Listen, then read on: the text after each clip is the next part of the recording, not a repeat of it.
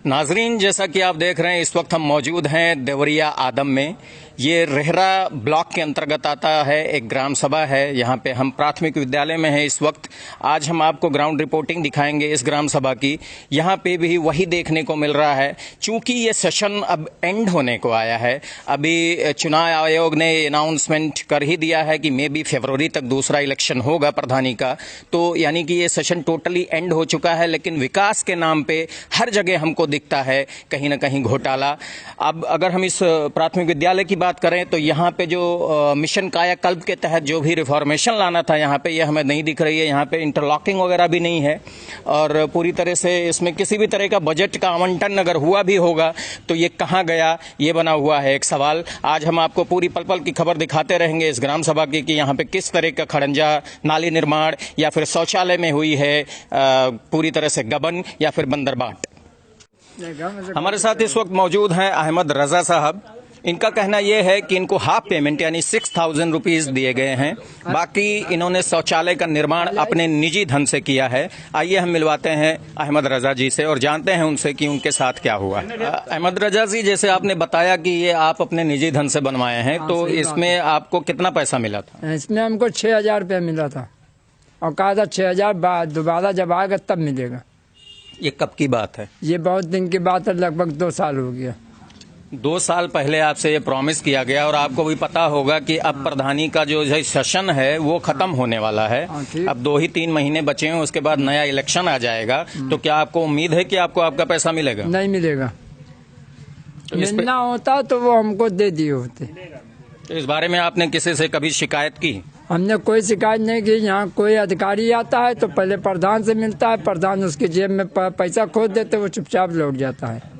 ये जैसा आप देख रहे हैं, ये नाली निर्माण हुआ है, आपको दिखाई दे रहा होगा ये किस तरह का नाली निर्माण हुआ है। अब अगर इसमें भी प्रॉमिस अगर मिला होगा कि मैं इसको आगे अगली बार के धन में बनवाऊंगा, अगली बार जब बजट आएगा तब बनवाऊंगा, तो आखिर वो बजट आएगा कब, जबकि ये सेशन एंड होने को है और शायद अब कोई बजट आने वाला नहीं है।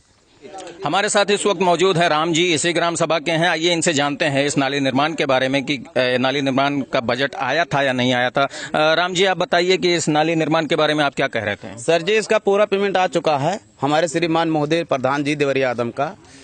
इनसे जब शिकायत किया जनता करती है देवरिया आदम का, तो इनका यही कहना है कि अब की बार हम प्रधान बनेंगे तो अब से करवा देंगे। अभी तक ये करवाए नहीं है। इस सेशन में जब इन्होंने नहीं बनवाया तो अगले सेशन में आपने कभी ये पूछा कि इस सेशन में आपने क्या किया? बजट तो आया ही होगा। ये इसमें बहुत बार इनसे बात किया गया, कुछ नाली के बारे में, कुछ आवास के बारे में, कुछ बाथरूम के बारे में, तो ये कुछ अपना जवाब यही दे रहे हैं कि हम अब की बार प्रधान बनेंगे तो करवा देंगे, अब की बार नहीं इतना हमारा पेमेंट उठा है। तो मैं ठीक है, नहीं उठा कोई बात नहीं है, 2 महीना प्रधानी भी बचा है बोल रहे हैं, तो इसके बाद में अब आपकी बार प्रधान बन जाएंगे तो करवा देंगे।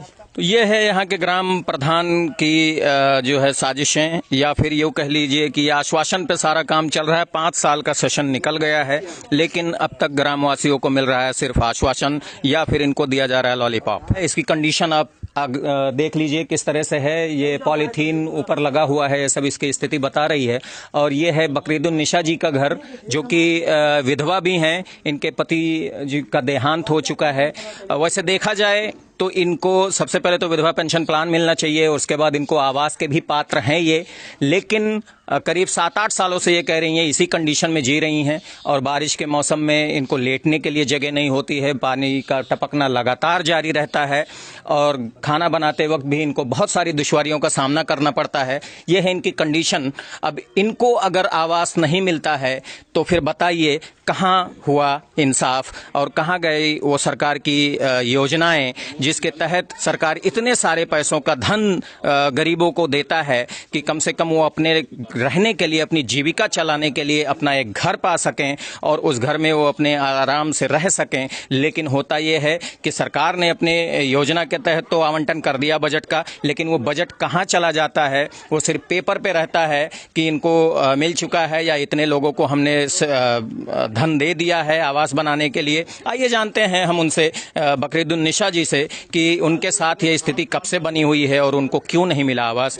माँ जी, आप बताएं कि कितने सालों से ऐसा है और आपने प्रधान से कभी इस बारे में बताया है कि हमें आवास की ज़रूरत है, फॉर्म वगैरह भरा था, एप्लीकेशन दिया था या नहीं दिया था, पूरी तरह बताएं। प्रधान के लगे 3-4 दफा हम आवास के फार्म भराए हैं, लेकिन कुछ मिला नहीं। और हमरे 7 साल हो गए भैया, आदमी कब मरे जब से पन्नी ताने। कभी कोई अधिकारी या यहाँ का सचिव ये सब जानने की कोशिश नहीं किया है? नहीं आवा है, क्यों नहीं हमार जाना समझा। हम कहे नहीं प्रधान से, लेकिन हमार नहीं जाने। क्या कहे के गांव से लौट जाते हैं, हमारे लगे नहीं आवत है कि हमार कुछ भी कह दिए। विधवा बनवाए नहीं, लेकिन हमार नहीं बनाई नहीं। आपको विधवा पेंशन प्लान के लिए भी आपने कहा था, लेकिन कहे नहीं, फार्म भराए नहीं, लेकिन हमार फार्म नहीं भरी नहीं बनवाई नहीं हमार। आखिर इसकी क्या वजह हो सकती है कि उन्होंने ऐसा, आप कह रही हैं कि कई बार आपने कहा भी, तो आपको क्या जवाब क्या मिलता है? हमसे कहा था कि अच्छा बन जाई चच्ची, काहे परेशानी हो, बन जाई कहियो, यह बात हमें जवाब दिए थे। तो अब तो ये 5 साल का जो समय था प्रधानी का, ये खत्म होने वाला है। अगला चुनाव आने वाला है, अभी 2 महीने शायद बचे हुए हैं। तो आपको क्या लगता है इन 2 महीनों में आपका ये आवास बन जाएगा? अब तो अल्लाह जाने भाई बनी कि नहीं बनी, लेकिन प्रधान तो बिल्कुल कहा था हम नहीं दे पाइबे। माँ जी, आपको कुछ वृद्धा पेंशन प्लान मिलता है? कुछ नहीं मिला है। गवर्नमेंट की तरफ से कोनो फायदा मिला था आपका कि नहीं? मिला है, कुछ नहीं। शौचालय वगैरह कुछ नहीं।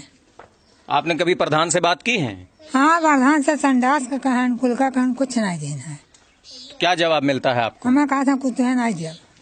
डायरेक्ट यही कह रहे हैं, कुछ नहीं देंगे? हाँ, प्रधान कहीं नहीं दिया। क्या कहा उन्होंने? कहीं तो जगह नहीं, हम कहीं जगह में कहे नहीं, वो शर्म बनवा लिए हम संडास।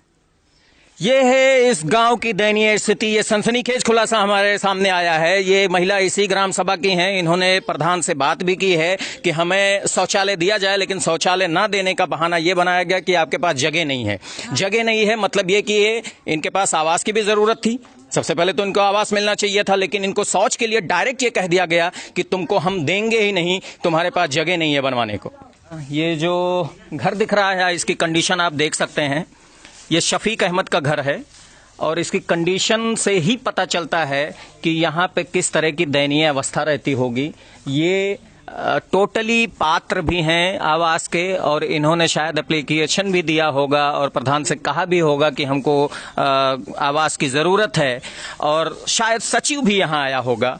पूरी तरह से हम अभी जानेंगे इनसे कि इन्होंने क्या एप्लीकेशन दिया था, प्रधान से बात की थी, सचिव से बात की थी, और इनको क्या दिया गया आश्वासन। जबकि हमारे देखने के मुताबिक तो ऐसा लगता है कि यहाँ पे शायद देख रहे हैं आप, यहाँ जानवर वगैरह भी हैं, तो ये किस तरह से यहाँ पे ये लोग रहते होंगे, इनकी क्या कंडीशन रहते होंगे, स्पेशली बारिश के सीजन में जब मौसलाधार बारिश होती होगी तो ये लोग कहाँ सोते होंगे, कहाँ रहते होंगे, कहाँ खाना पकाते होंगे, ये सब हम जानते हैं उसी से जिसका ये है घर। आइए जानते हैं इनसे कि इन्होंने इस आवास के लिए कभी अप्लाई किया था या नहीं किया था। शफीक जी, आप बताएं कि आपको आवास क्यों नहीं दिया गया?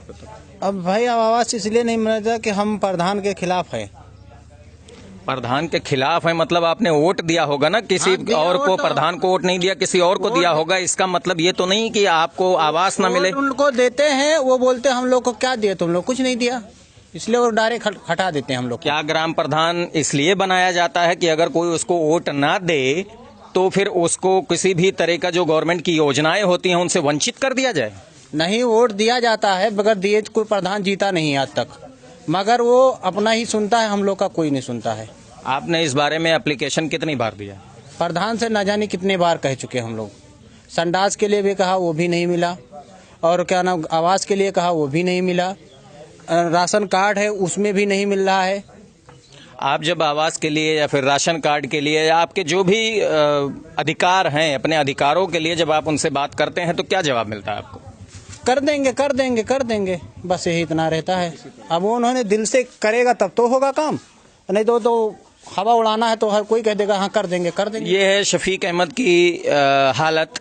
इनका कहना यह है कि अगर हमने वोट दिया है या नहीं दिया है, उन्होंने अगर ये मंशा बना ली, ग्राम प्रधान ने अगर ये मंशा बना ली कि हमें इनको किसी भी तरह का जो है जो भी गवर्नमेंट की योजनाएं हैं उससे वंचित रखना है, तो वो वैसा ही होता है। इनके लाख कोशिशों के बावजूद भी इनको आश्वासन मिलता रहा है और ये समझा जा रहा है कि इन्होंने वोट हमको नहीं दिया था। आखिर ग्राम प्रधान जो ग्राम पंचायत का चुनाव होता है वो चुनाव ही इसलिए होता है पक्ष और विपक्ष, लेकिन जब कोई जीत के आता है और ग्राम प्रधान के पद पे जब आता है तो उसकी नैतिकता होती है, उसकी ये जिम्मेदारी होती है कि पूरे ग्राम सभा को एक ही तरह का स्वभाव रखना है, एक ही तरह से उसके साथ काम करना है, विकास में काम करना है। और जो गवर्नमेंट की जितनी भी योजनाएं हैं उस ग्राम सभा के ग्रामवासियों के हक के लिए होता है। हर किसी को उतना ही अधिकार है जितना जिसने वोट दिया था या नहीं दिया था उन सबको, लेकिन यहाँ भेदभाव की भावना देखने को मिल रही है और इन लोगों को जो मतलब बेचारे पात्र भी हैं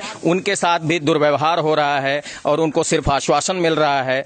अब समय भी खत्म होने को है, आखिर इनके साथ कब होगा, इनका हक कब मिलेगा, इंसाफ कब होगा।